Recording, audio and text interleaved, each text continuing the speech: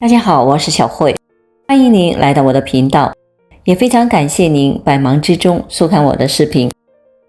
今天给大家分享的是饭量大和饭量小的哪个寿命会更长？研究结果出来了，民以食为天，吃饭对于身体的健康的影响太大了。吃对了有益健康，但若吃错了，或者就会病从口入。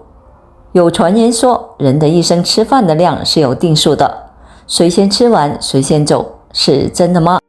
吃得少活得久是否可信？饭量小的人更长寿。下面我们来看看研究结果怎么说。首先，关于人这一生中吃饭的量是有定数的说法，有必要讲一下。可能有的人听说人的一生只能吃9吨食物，谁先吃完谁先走，从而觉得只要吃得少一点就能够活得久一点。但仔细的想一下，人的一生大约要吃几十吨的食物，只能吃9吨，未免也太少了。这个说法是不科学的。不过吃得少活得久这句话在一定的程度上确实是有可信度的。对此，有研究人员在小鼠身上进行了实验与研究，将小鼠分为2组，一组限制饮食，一组不限制饮食。最后发现，限制饮食的那一组小鼠平均寿命要更长。他们发现，限制性饮食对于不同物质的寿命，除了小鼠，还有比如果蝇，寿命都得到了延长。在细胞代谢杂志上也有相关的研究，最后发现，限制热量摄入对于延缓衰老、改善人体代谢有好处，人的寿命可能会得到延长。通过热量限制的受试者，体内胰岛素水平等的指标下降了，体重也比以前减轻了不少。人体内代谢正常，衰老速度变慢，自然更易健康长寿。可能看到这，对于平时饭量比较小的人来说，或许会比较高兴了，自己平时吃得少，更容易长寿。而饭量大的人或许会有所担心了。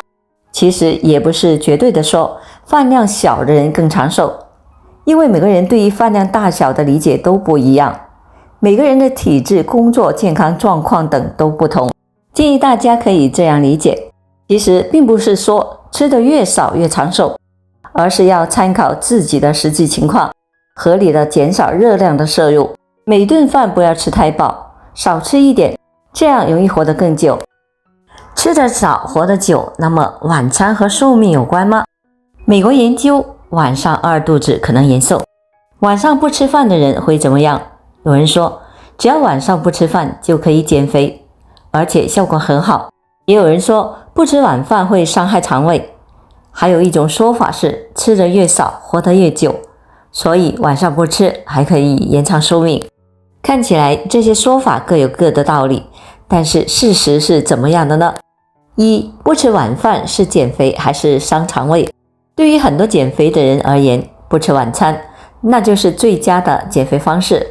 但也有人认为，不吃晚饭一整晚难受，第二天吃得更多还伤肠胃。晚上节食的方式是否更有效，还是更糟糕呢？为了解开大家的疑惑，南方医科大学研究团队找来了139名在广州的志愿者，这群志愿者的 BMI 指数在28至45之间，尽可能的还原了大多数人的体质指数。研究人员把志愿者随机分到了2组， A 组为不吃晚饭组，只允许在8点至14点之间吃一点东西。 B 组为随时可以吃东西组，但要尽量的少吃，即均匀少吃组。经过1整年的观察，结果发现不吃晚饭配合热量控制是真的会瘦，他们减去了体重的 10%， 约9公斤。但2组对比下来，不吃晚饭组和均衡少吃组减肥效果并没有太大差别，均衡少吃组也就是效果稍微的差了2斤多，但全程的看来2者基本持平。而且更主要的是，研究中不管是 A 组还是 B 组都要求了摄入量减少平时的 25%。 而且如果你在晚饭的时候就已经吃完了 100% 的量，就算过午不食也不会变瘦。所以关键是少吃。那有些人的确就光靠不吃晚餐，体重变轻了，为什么呢？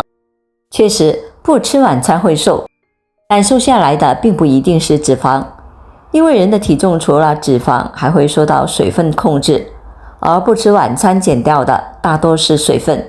水分在人体短时间内可以波动很大，例如通过流汗、排尿将水分排泄出去，但脂肪却没有直接排泄通道，往往一般难以消除，而且不吃晚餐或许更容易反弹。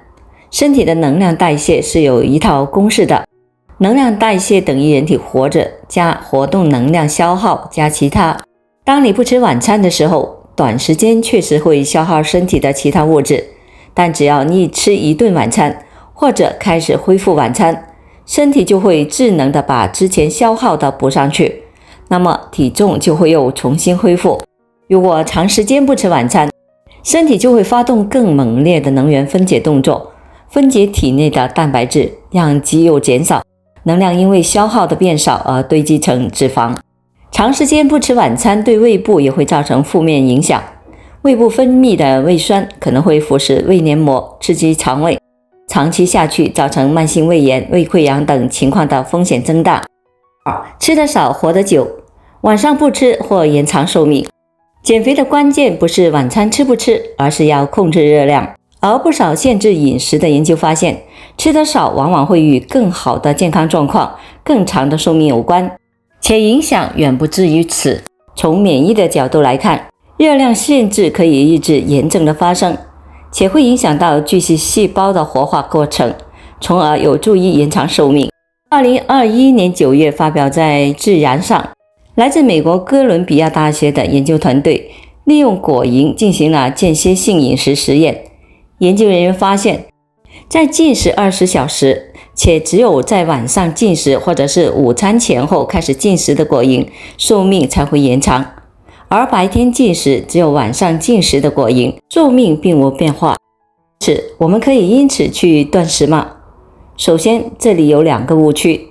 第一个要明确，少吃不是盲目的断食，少吃是在保证饮食营养均衡的情况下，食物的总热量减少，而盲目的节食反而会影响肠胃的功能，还容易出现营养不良，导致抵抗力下降，以及影响精神状态。第二是要了解断食是存在一定风险的，对于一些特殊的人群，如儿童、青少年、孕期、哺乳期、营养不良者、体重过轻者、有进食障碍者、糖尿病患者、慢性疾病患者等，并不适合盲目断食，有可能会给身体带来更大的风险。轻断食并不是每个人都适合，最主要还是基于自己的身体情况，权衡好利弊再做决定，且需在专业的人员指导下来进行，不要随意尝试。3. 想要身体健康更易长寿，饭应该怎么吃？很多朋友每顿饭都要吃10分饱，但其实吃7分饱就可以了，身体已经补充到了营养，也缓解了饥饿。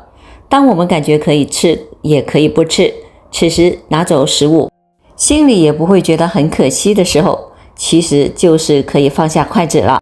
想要避免自己吃太饱，可以改变一下吃饭的顺序，先吃蔬菜后吃肉，蔬菜中的膳食纤维比较丰富，先吃蔬菜可以增加饱腹感，到后面吃肉就不容易吃多了，总体的热量摄入就少了。